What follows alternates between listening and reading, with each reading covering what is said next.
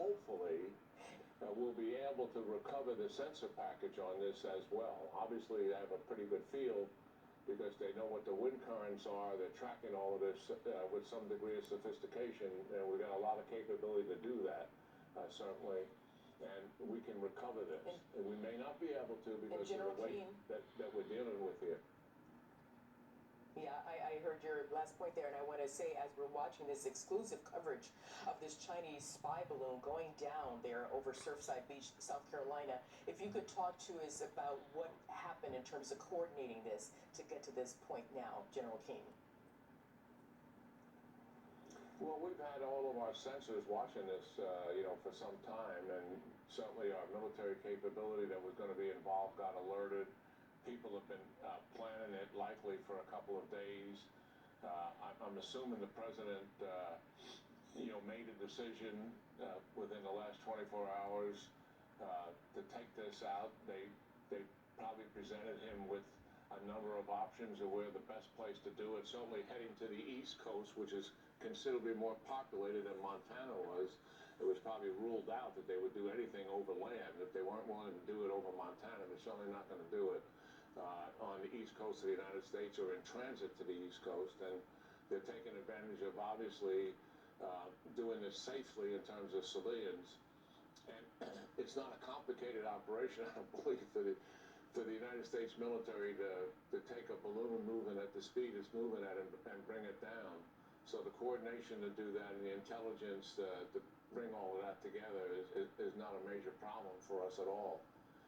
Now, can we recover the sensor package? That's going to be iffy, given the size of this thing and how much it weighs.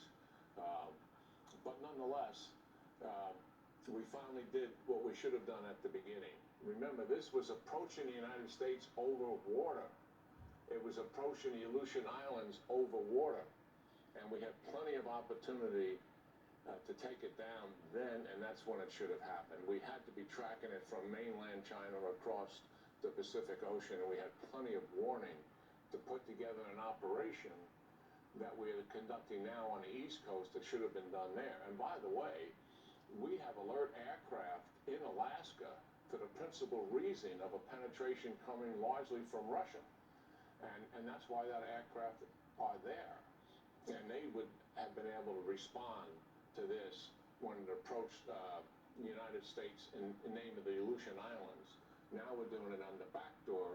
When it's leaving the United States, it's anticlimactic in that sense, but it still sends a message to China that we're not going to let you get away with this nonsense. And hopefully, when our diplomatic team gets back together with China, we really put some cards on the table with them.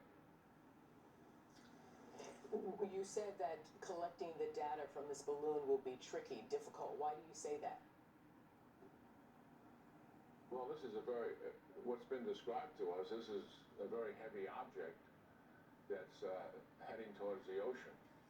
And obviously it's going to sink. And being able to recover it is problematic.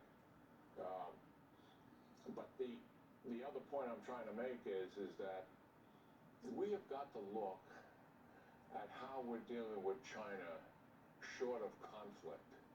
They're trying to, as an example in Taiwan, they're trying to use persuasion to get the Taiwanese to believe that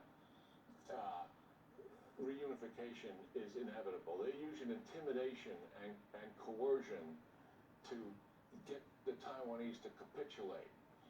And what are we doing? We're self-deterring ourselves from visiting the island properly, from coordinating things properly, from doing exercises with them on a comprehensive basis. We've got to relook that whole non-conflict strategy, because I believe China is winning the hybrid non-conflict strategy that they're using, and we're not countering it enough in a comprehensive way to make certain that the Chinese know you're going to pay a price for intimidation and coercion of Taiwan.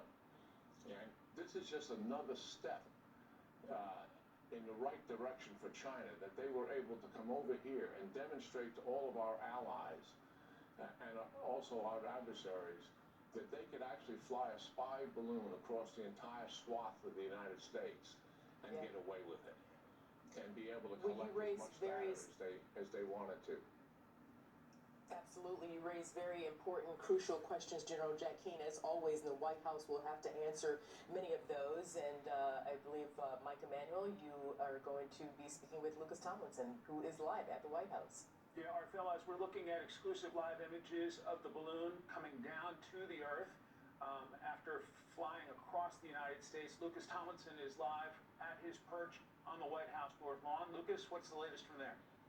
Well, Mike, when the president was asked a short time ago if he planned to shoot down this spy balloon, he gave a big thumbs up. He didn't say much after that. He wasn't specific, but it appears that the Chinese spy balloon has been shot down by a U.S. fighter jet. Of course, these fighter jets are equipped with 20mm cannons. They'll play all along. Officials tell Fox it's to use cannons, so not overly damage this thing. You want to poke holes in this thing, have it float down, tether down, as you're seeing right now. It almost looks like a parachute that hasn't been deployed fully. It's coming straight down. Of course, no shortage of firepower along the East Coast. We have F-22s. F-22 jets out of Langley Air Force Base in Southeast Virginia, Hampton Roads area. Navy F-18 Super Hornets out of Virginia Beach. F-15 aircraft out of Seymour Johnson Air Force Base, North Carolina. Shaw Air Force Base in South Carolina. You have F-16s. This live look from Surfside Beach, South Carolina, just south of Myrtle Beach. More people are familiar with Myrtle Beach.